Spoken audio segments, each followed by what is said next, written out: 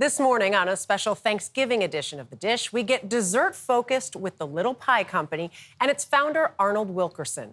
The New York City shop has been serving up its handmade creations since 1985, when Wilkerson, with no professional baking or business experience, left a career in acting and found his calling.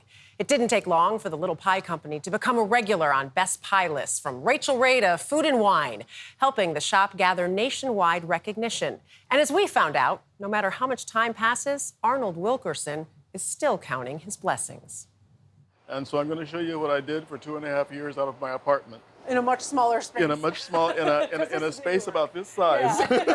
For almost 40 years, Just spread those around. Arnold Wilkerson has been running the Little Pie Company. Just go like this. Oh, yeah. Okay, that's what I meant, like a dollop. And while his kitchen time is a bit limited now, as its founder and first baker, he is the heart of it all. At least we can eat as much of this if we want, not be drunk.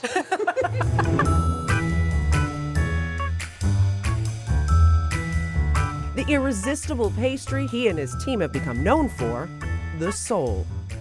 Arnold, this table smells so good. I normally say it looks so good. It smells so good. Do you ever get used to this? Well, you never get used to it because it's like eating. You never get tired of eating.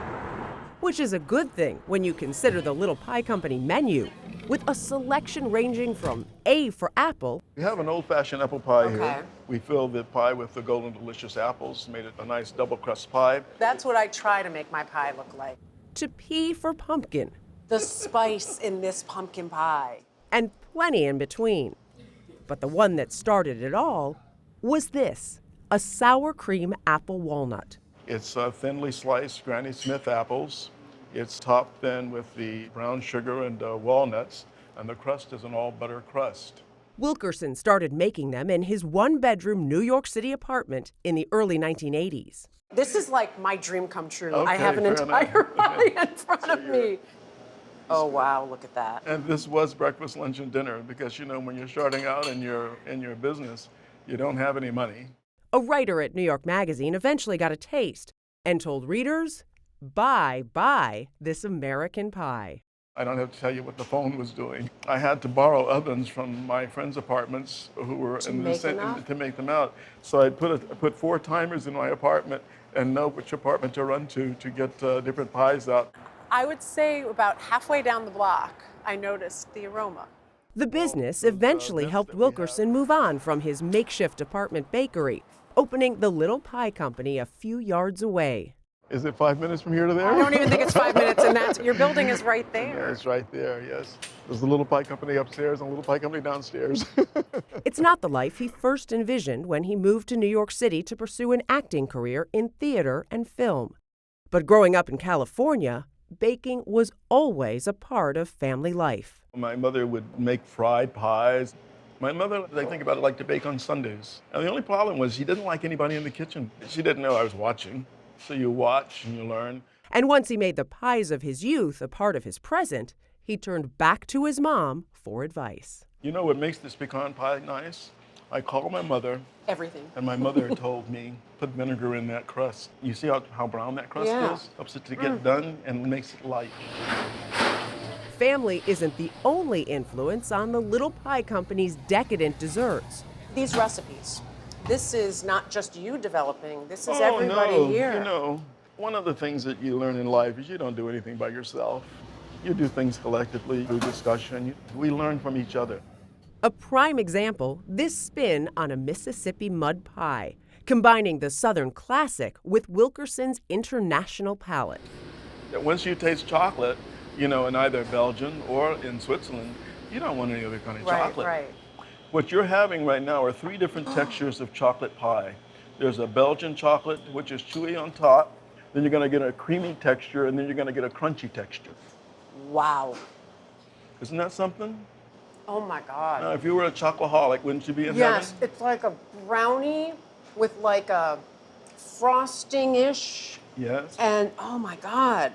Reactions like mine taking the place of the ovations Wilkerson once got on the stage, a trade he doesn't regret making. You always know when your heart is into something, when you're doing it because you like it, and you know you're doing it when you love it. 2 very different things. Right. I liked acting, but I wasn't in it. baking hit the spot for him the way acting never did. You know, it's a little poignant, but if you look over there on the wall, there's a Time magazine. Oh, yeah. And the picture of what? The American flag and the pie. And in what pie? Yeah. Our pie. We made the cover of Time. I say it's a little poignant because, you know, that was 9/11, but somehow they allowed us to represent America. That's amazing. What was that moment like for you? The pie company has had a lot of neat moments, but when we got this, it was very moving. Evolving a New York staple into an American one. Do you still feel like this is also a neighborhood bakery? Oh, very much so. You see, we're waving to people all the time. The bakers can't stand back there and work in those. We have these large picture windows. I love And them. constantly, you know, families, we're having children that are growing up seeing bakers at work. The Little Pie Company producing smiles even before that first bite. So while baking hasn't made Arnold Wilkerson a wealthy man, it certainly has given him a rich life. The fun is having something that you can be proud of, and something that, you know, that as a black man, I can be an example to other young men, you know, who see that you can start out poor, not formally educated, and just dream and just believe in yourself and go forward. That you can make something out of nothing, basically. Well, your smile and your laugh are infectious, so you seem pretty happy. You know, sometimes you have to appreciate your blessings, you know what I mean? And if you appreciate your blessings, you're not going to just always be asking for more. And Arnold dropped pies off for you guys personally, because he's around the corner from here. You're going to have the sour cream apple walnut. You've got the Mississippi mud, the pecan, and the pumpkin. One other thing he's created there, it's a family. He's like Danny, his GM, started working as a teenager, was a neighborhood kid, and has worked his way up. Dishwashers that work their way up to cooks that have been there for 30 years. And yeah, it's good, right? This sour cream apple walnut? Yes, Hassani Pratt's favorite. The pecan is like, it's not too sweet, but amazing. I stuffed my face that day, as you saw. And he was laughing because I didn't put enough whipped cream on my pumpkin pie. I was like, more, put on more. Whipped cream. Yeah. Does he do a sweet potato pumpkin pie combo? I don't remember, but you can check him out on Goldbelly. He does nationwide shipping, and you'll find him there. All right. Or Michelle. The Mississippi mud is amazing.